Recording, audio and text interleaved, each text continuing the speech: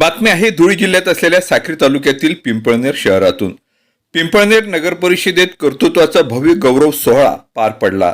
विविध क्षेत्रात उल्लेखनीय कामगिरी करणाऱ्या 3 मान्यवरांचा नगर परिषदेच्या वतीने जाहीर सत्कार करण्यात आला।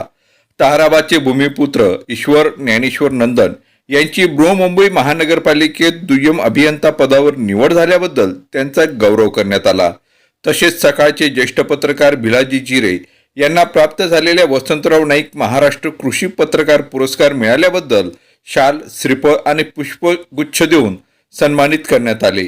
याच कार्यक्रमात चिकसे येथील प्रगतशील शेतकरी गणेश उत्तमराव खैरनार यांना वसंतराव नाईक शेतीनिष्ठ शेतकरी पुरस्कार मिळाल्याबद्दल विशेष सत्कार करण्यात आला।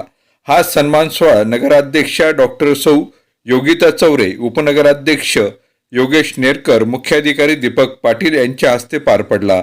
यावेळी सभापती सतीश शिरसाट, डॉक्टर विनोद कोठावदे, डॉक्टर प्रशांत बागुल, सभापती सौ प्रज्ञा बाविस्कर यांच्यासह नगरसेवक व अनेक पदाधिकारी यावेळी उपस्थित होते।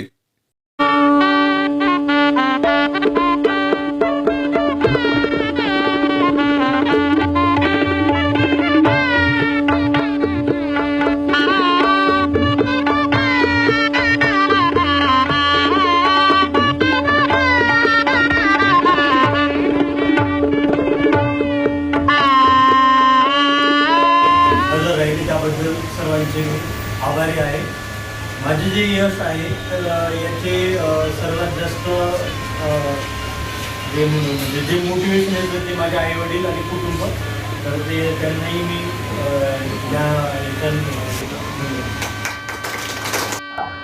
मी राजनंदनी हायटेक नर्सरीचे संचालक गणेश उत्तमराव खैरनार। मला 2023-24चा वसंतराव नाईक कृषीनिष्ठ पुरस्कार मिळाला राज्यपालाच्या हातून। चिकसे गावाहून मला खूप प्रतिसाद मिळाला। माझी शेती आहे, नर्सरी आहे, राजनंदनी हायटेक नर्सरी। त्यानंतर विविध प्रकारचे भाजीपाले राहतात, वांगे, कोबी, फ्लावर, टमाटे, केळी आहे आता सध्याला, त्यानंतर काकडी आहे, सगळे भाजी, मका आहे, सोयाबीन आहे, विविध प्रकारच्या शेती करून मला तो हा पुरस्कार प्रदान करण्यात आला राज्यपालाच्या हातून। नगरपालिकेमधून आज नगर परिषदमधून बोलवण्यात आलं। योगेश भाऊंनी माझा आणि मॅडमांच्या हस्ते, योगिता मॅडमांच्या हस्ते माझा सत्कार करण्यात, गौरव करण्यात आला। आज मी सगळ्यांना सांगू इच्छितो, युवा शेतकऱ्यांना, की आपण कार्य केल्याशिवाय प्रगती होत नाही, स्वतः केल्याशिवाय प्रगती होणारच नाही। नंदन, माझे गाव ताहराबाद। माझी स्कूलिंग ही ताहराबाद येथेच झाली, सिद्ध इंग्लिश मीडियम स्कूलला। त्यानंतर मी 11वी-12वीच्या शिक्षणासाठी पुण्यात गेलो। त्यानंतर माझे ग्रॅज्युएशन सिव्हिल इंजिनिअरिंग या फील्डमध्ये झाले, पुण्याच्या DY पाटील कॉलेज ऑफ इंजिनिअरिंगला। त्यानंतर मला काही कॅम्पस सिलेक्शन झालं, पण प्रायव्हेट जॉब हा कुठेतरी नको होता, किंवा आमचं जे फील्ड होती सिव्हिल इंजिनिअरिंग त्याच्यातला जॉब नसल्यामुळे मी तो जॉब सोडला। आणि त्यानंतर जवळपास 1-1.5 वर्ष मी घरूनच स्पर्धा परीक्षेसाठी मी सुरुवात केली व 1-1.5 वर्षाच्या प्रिपरेशन नंतर मला सुरुवातीला PWD मध्ये सिलेक्शन झाले, ज्युनियर इंजिनियरचे। त्यानंतर PWD मध्ये काम करत असताना जवळपास 1-1.5 वर्षानंतर मला ZP मध्येही सिलेक्शन झाले, JE म्हणून। आणि त्यानंतर मग माझे सिलेक्शन हे बृहन्मुंबईमध्ये दुय्यम अभियंता म्हणून झाले, आणि मी आता जवळपास तिथे रुजू होतो।